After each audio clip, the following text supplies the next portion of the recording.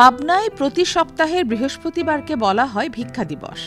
প্রায় 100 বর্ষ ধরে চলে আসা এই রীতি মেনেই বিভিন্ন পাড়া, মহল্লায় ও বাণিজ্যিক কেন্দ্রেও গরিব অসহায় ছিন্নমূল মানুষকে নিজ নিজ সামর্থ্য অনুযায়ী সাহায্য করে থাকেন স্থানীয়রা। পাবনার মধ্য শহরের শহীদ আমিনউদ্দিন আইন কলেজের পরিত্যক্ত ভবনের আঙিনায় অসহায় ছিন্নমূল ভিক্ষুকদের এই মিলন মেলা বসে সপ্তাহের প্রতি বৃহস্পতিবার দুপুরে।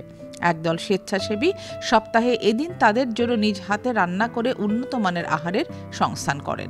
আমি এখানে 2 বছর দেখাচ্ছি, আমি ছিলাম না, 2 বছর দেখাতেছি। খানাটা দেয়, খাতে আসি, তাই জানতো না, বেড়ায় খাই, দেখা হোক নাই, কেউ নাই, ঘর ট্রেনে পরে খাইতে আমি না আসি, তাই আমি খানাটা খাই। মানে প্রতি বৃহস্পতিবারে হয়তো আপনার 300, 350, 400, 450 পর্যন্ত লোক হয়। মানে শুধু ফকির, মিসকিন সব রকমের, মানে যারা ক্ষুধার্ত তারা আসে, তাদেরকে দেওয়া হয়। কাজটা আমরা বিগত 11 বছর চলতেছে আমাদের এই কাজটা। প্রত্যেক বৃহস্পতিবারে 350 থেকে 400 এখানে কিছু ভোকানাকা গরিব মিসকিন এখানে আসে। তাদের দুপুরের খাওয়ারের যে ব্যবস্থাটা আমরা করতে পারি, এর জন্য আল্লাহর কাছে লাখো কোটি শুকরিয়া। কানাডা প্রবাসী বিশিষ্ট ইসলামিক চিন্তাবিদ শমশের আলী হেলাল আজ থেকে 8 বছর আগে ভিক্ষুকদের জন্য এ আয়োজন করেন।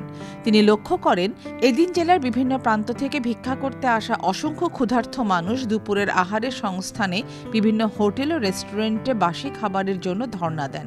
সেই মানবিক বোধ থেকেই তিনি সপ্তাহের এদিন অসহায় মানুষদের জন্য এ আয়োজন করেন।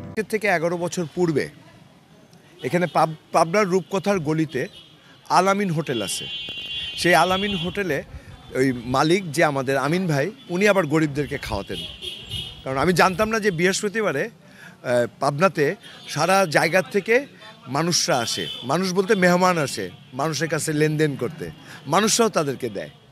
আমি বলবো না যে ভিক্ষা দিবস, মানুষ বিভিন্ন রকম দিবস আছে না, আমি এটাকে বলি মেহমান দিবস বৃহস্পতিবারকে।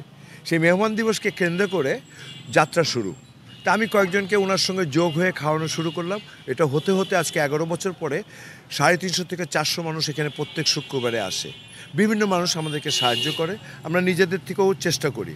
তো 11 বছর ধরে হচ্ছে, আমরা এটা ওদেরকে খাওয়াচ্ছি, খাওয়াতে পেরে নিজেদেরকে ধন্য মনে করছি। তার এই ইতিবাচক কাজ এগিয়ে নিতে পাশে দাঁড়ান একদল স্বেচ্ছাসেবী। প্রতি বৃহস্পতিবার সকাল থেকে শুরু হয় রান্না, খাবার প্যাকেট করা থেকে বিতরণ, সব কাজই করেন তারা। এতে খুশি ছিন্নমূল মানুষ ও ভিক্ষুকরা। এদিন খাবার পরিবেশনের আগে দেশ ও জাতির মঙ্গল কামনায় অনুষ্ঠিত হয় বিশেষ দোয়া। ফারহান আহমেদ, আনন্দ টিভি।